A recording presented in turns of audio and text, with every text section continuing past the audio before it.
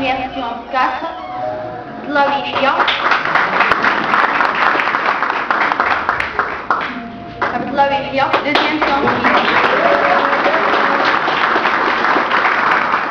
Et moi-même, Azat Amina, première science 2. À notre disposition, mais aussi pour l'aide qu'il nous a apportée tout au long de ce travail. Nous remercions également Monsieur le Directeur pour ses encouragements, sans oublier nos professeurs et nos camarades. Cadre général. L'ambassade de France au Maroc organise en partenariat avec le ministère de l'Éducation nationale le concours Allons en France 2012. Le thème de cette année porte sur droits de l'homme au XXIe siècle, de nouveaux défis. Nous avons choisi de travailler sur le sujet des droits de l'homme en se basant sur la tragédie d'Antigone. Le titre que nous avons choisi est le suivant: Droits de l'homme et enseignement du français dans les lycées marocains, les défis du XXIe siècle, la figure d'Antigone et la contestation politique et sociale. Nous avons opté pour la figure d'Antigone pour plusieurs raisons. D'abord, parce qu'il s'agit d'une œuvre au programme, donc en la connaissant bien.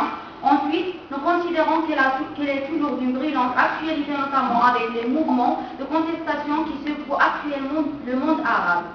Enfin, parce que la pièce donne lieu à des lectures multiples en contradictoire qui présentent des enjeux de taille pour notre société, en particulier en matière des droits de l'homme. Nous avons parti de ce constat. Dans les débats et les discussions, soit en classe ou en dehors de la classe, nous avons constaté que la grande majorité des élèves sympathisent avec Antigone.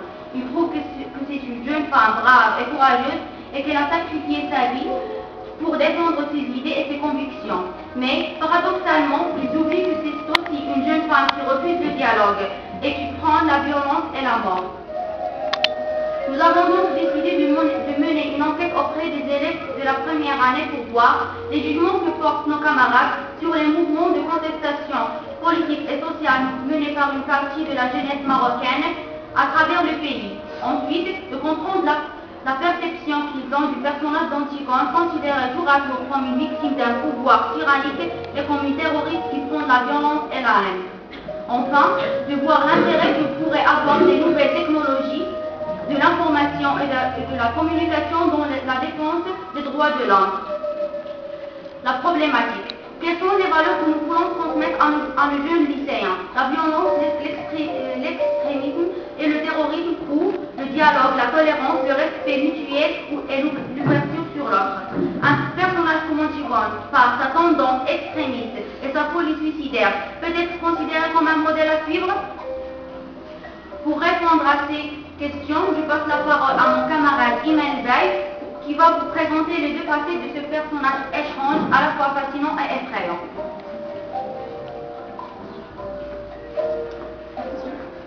L'enquête que nous avons menée auprès de nos camarades de la première année baccalauréat montre que la grande majorité des élèves trouvent qu'Antigone est un personnage merveilleux et extraordinaire. On n'est pas contre, nous aussi, on trouve que c'est une jeune femme brave et courageuse, qui se bat pour défendre ses idées et ses convictions, qui refuse le silence, qui refuse d'obéir aveuglément, qui se révolte contre les injustices, qui se révolte contre un pouvoir autoritaire. Les jeunes dans toutes les villes de Maroc, et ici même à Lyon, descendent dans les rues pour manifester et exprimer leur colère. Comme Antigone, ils se révoltent contre les injustices, refusent le silence et refusent de se taire. Le cadavre de police qui pourrit sous le soleil n'est qu'un prétexte. Dans le Maroc d'aujourd'hui, cette mauvaise odeur évoque les injustices, la pauvreté, la misère, le chômage, l'exploitation des enfants, la violence contre les femmes et le calvaire des petits vols, etc. Cet Antigone nous apprend à ne pas fermer les yeux, à ne pas détourner le regard, à regarder les choses bien en face, à ne pas avoir peur, à revendiquer ses droits, à ne pas être un simple spectateur, à ne pas obéir aveuglément, à ne pas être passif, soumis et résigné, à ne pas sombrer dans le conformisme, à être original, etc. Il s'agit là d'une interprétation, mais elle n'est pas la seule. Antigone apparaît aussi comme un personnage dangereux qui fait dans la manipulation. Un personnage fanatique qui se montre incapable de s'ouvrir aux autres. Antigone refuse le dialogue et cherche toujours l'escalade. Nous avons dans la pièce un ensemble de phrases qui l'indiquent. Telles, il ne faut pas réfléchir, il ne faut pas avoir avoir raison, je ne veux pas avoir raison, pardon, je ne veux pas comprendre, je ne veux pas savoir, je ne t'écoute pas. Antigone défend une seule vérité qu'il estime absolue, la seule qui soit valable à ses yeux. Elle s'engage dans une seule voie et voit la réalité à travers un seul prisme. Elle désobéit aux lois de la cité et se réclame d'un droit supérieur et éternel qu'il place au-dessus de la loi des hommes. Elle ressemble au terroriste car elle ne pense pas aux conséquences, elle ne recule pas, elle préserve dans la voie qui mène droit à la mort et à la destruction. N'est-ce pas là la philosophie du discours extrémiste radical? Ainsi, derrière l'apparente neutralité d'une jeune fille qui se bat pour donner à son frère une sculpture décente, derrière le simulacre du devoir et l'obligation morale, se cache une fin fatale, à la logique meurtrière et suicidaire. On ne voit pas quelle différence il y a entre cet Antigone-là et le jeune délinquant qui descend dans la rue pour incendier et piller les magasins et semer la terreur dans les espaces publics. On ne voit pas trop la différence entre cet Antigone-là et le désespéré qui s'immole par le feu ou qui se jette sur les rails d'un train qui passe. On ne voit pas non plus la différence entre cet Antigone-là et le tueur de Toulouse ou le terroriste du café Ariana. Si nos camarades s'identifient à cet Antigone-là, ce serait vraiment la catastrophe. Et cela peut entraîner des conséquences fâcheuses et imprévisibles pour la société tout entière. Nos camarades devraient comprendre que le respect des règlements et des lois est une chose indispensable, que les autres existent et qui ne nous ressemblent pas nécessairement, que la contestation pour la contestation ne mène nulle part, qu'un engagement aveugle et absolu mène droit à la mort. Nous croyons que c'est là l'un des enseignements fondamentaux de l'œuvre d'Antigone. Voilà, je vous remercie beaucoup de votre attention et je passe la parole à mon camarade Blavéria.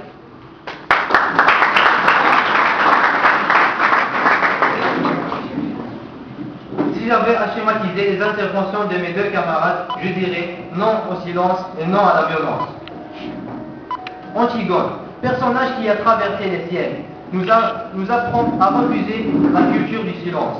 Il nous apprend à se révolter contre le conformisme, contre l'obéissance aveugle, contre la passivité, contre la soumission et la résignation. Mais on doit aussi mener un combat contre la culture et la violence, du fanatisme, du racisme, de la haine, de l'intolérance, etc.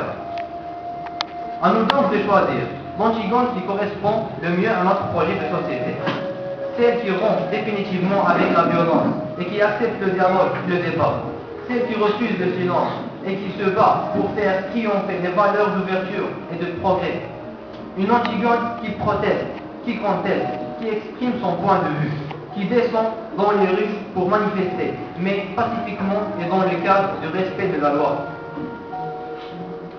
Aux responsables, l'enquête que nous avons menée a montré que le texte littéraire est polysémique.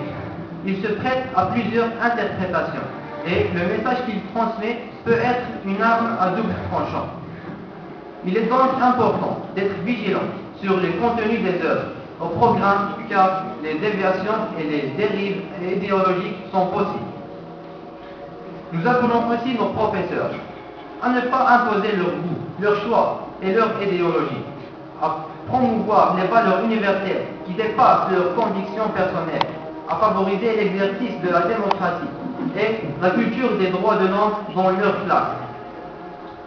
À nos camarades, nous appelons également nos camarades dans les différents établissements scolaires à travers le pays à ne pas se cantonner dans le cadre étroit de la famille ou de la tribu et de s'engager dans un projet de société démocratique et moderne. TIC et droits de l'homme. Il nous reste un dernier chapitre. Il s'agit du rapport existant entre les TIC, c'est-à-dire les technologies de l'information et de la communication et les droits de l'homme. Mes deux camarades vont vous le présenter.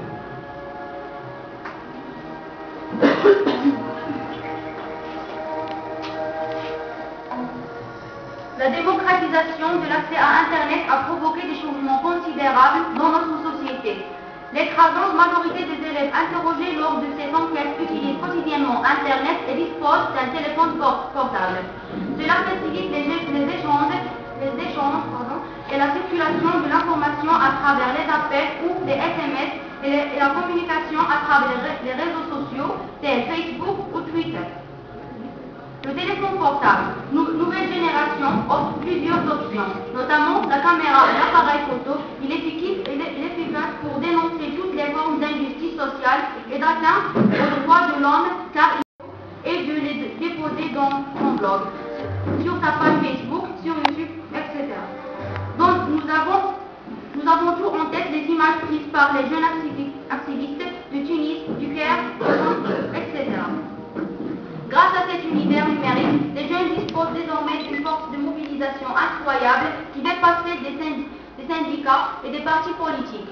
Les jeunes peuvent atteindre rapidement des millions de personnes, lancer des appels à l'action, signer des pétitions afin de mettre la pression sur les autorités.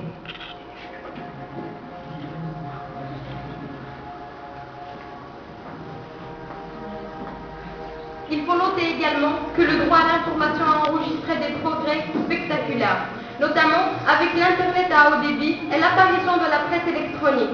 La presse électronique revendique la proximité et participe à la sensibilisation des citoyens et à la formation de l'opinion publique au niveau local, régional et même national. Il faut réagir quand on est écoeuré ou choqué par une information, surtout quand il s'agit d'événements qui touchent les droits de l'homme. Par exemple, à la lecture d'un article qui choque, il faut crier sa colère et exprimer son indignation en laissant un commentaire en bas de la page. Certaines personnes, au nom de la liberté d'expression et du non à l'information, diffusent des fausses accusations, des propos racistes, des insultes et des calomnies. Il faut aussi faire attention à ne pas se faire manipuler, car les informations qu'on trouve sur l'Internet ne sont pas toujours fiables. Pire, certains sites sont parfois manipulés et financés par des lobbies qui cherchent leur propre intérêt. Et merci.